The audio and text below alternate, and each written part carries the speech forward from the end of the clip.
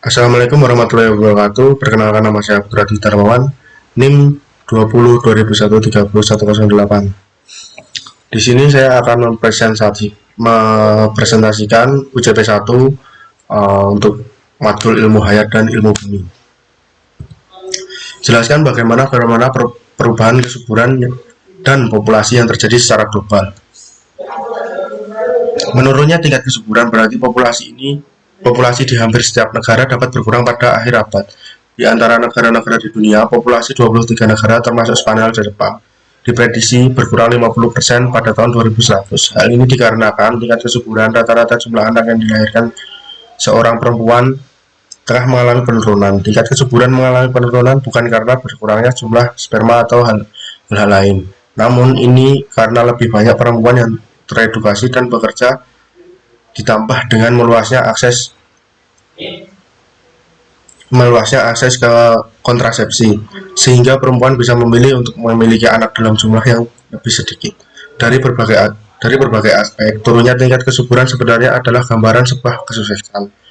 Adapun berbagai populasi negara yang terdampak dari fenomena perubahan kesuburan, yaitu populasi Jepang diperkirakan turun dari 128 juta pada 2017, jumlah tertinggi, ke kurang dari 53 juta pada akhir abad. Populasi Italia juga diprediksi akan turun secara dramatis, dari 61 juta ke 28 juta dalam periode yang sama. Populasi Cina akan turun hampir setengahnya menjadi 733 juta pada tahun 2100. Dia akan menjadi negara berpopulasi terbesar di dunia.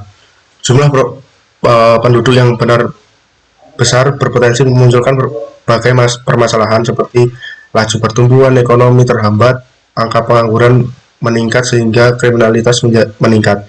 Pemerintah terus berupaya untuk mengatasi atau menekan laju jumlah penduduk.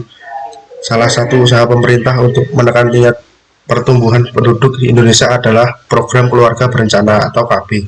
Negara-negara di dunia termasuk Inggris telah memanfaatkan migrasi untuk mendongkrak populasinya agar sebagai kompensasi atas turunnya tingkat kesuburan. Yang kedua, apa hubungan keterkaitan antara kemiskinan dan kualitas lingkungan? Jelaskan menurut fenomena asal daerah Anda, bagaimana tanggapan Anda untuk menyelesaikannya. Lingkungan merupakan bagian penting dari pembangunan berkelanjutan dan diperhatikan dalam semua kebijakan, program, kegiatan, dan keputusan pendanaan serta kemakmuran manusia. Oleh karenanya, penurunan kualitas lingkungan telah menjadi perhatian global dan telah menarik perhatian yang signifikan terhadap pembangunan. Namun dalam perekonomian masyarakat Yogyakarta dominan pada sektor pertanian dan perkebunan. Pertumbuhan ekonomi Yogyakarta terus mengalami peningkatan periode 2012 sampai 2014. Selama kurun waktu 2011 sampai 2014, kinerja perekonomian Provinsi Yogyakarta memiliki laju pertumbuhan rata-rata 7,43%. Sektor pertanian dan industri pengolahan merupakan sektor pendorong perekonomian Yogyakarta, tumbuh positif dari tahun 2011 sampai 2014. Komoditas unggulan Provinsi Yogyakarta dalam bidang pertanian antara lain padi, jagung, lombok, kelapa, dan lain-lain. Namun seiringnya pertumbuhan ekonomi Provinsi Yogyakarta juga mengalami kondisi kemiskinan yang fluktuatif, dari 8,40% pada tahun 2010 menjadi 7,9% pada tahun 2011 dan 8,42% pada tahun 2012 menjadi 8,20% pada tahun 2013 dan 9,12% pada tahun 2014. Terkait hal tersebut, dalam upaya saya untuk menyelesaikan adalah memperbaiki dan mengembangkan sistem perlindungan sosial.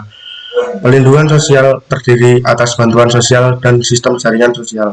Bantuan sosial diberikan kepada mereka yang sangat rentan seperti mereka yang hidup dalam kemiskinan absolut, cacat, dan lanjut usia, dan meningkatkan akses pelayanan dasar.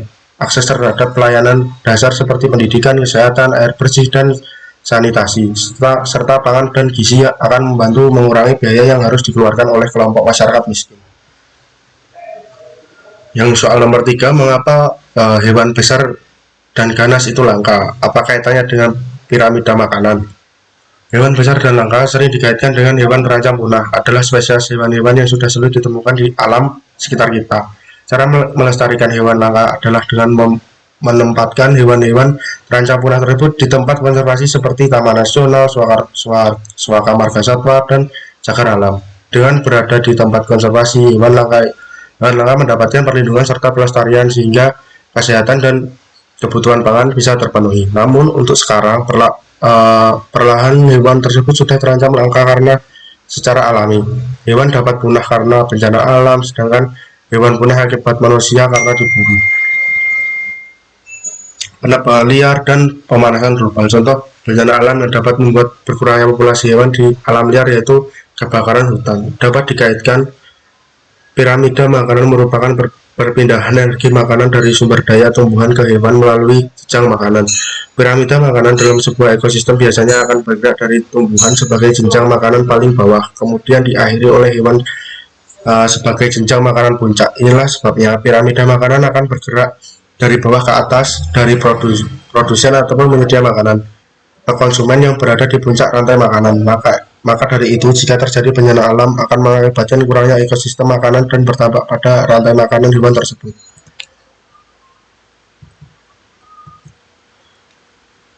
Ya, seperti itu tugas ilmu hayat dan ilmu bumi. Sekian dari saya. Wassalamualaikum warahmatullahi wabarakatuh.